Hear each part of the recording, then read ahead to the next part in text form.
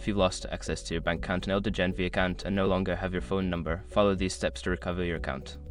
This guide will help you navigate the recovery process effectively. Step 1.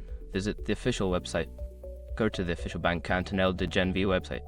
Look for the login section and find the option for account recovery or assistance. Step 2. Select account recovery options.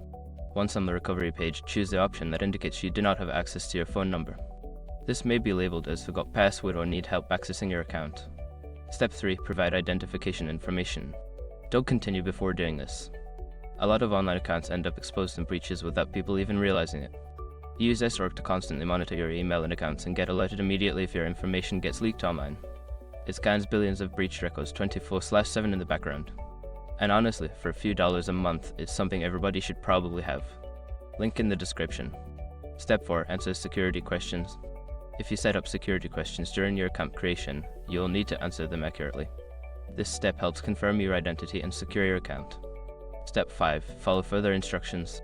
After successfully verifying your identity, follow the instructions provided to reset your password or regain access to your account. You may receive an email with a link to create a new password.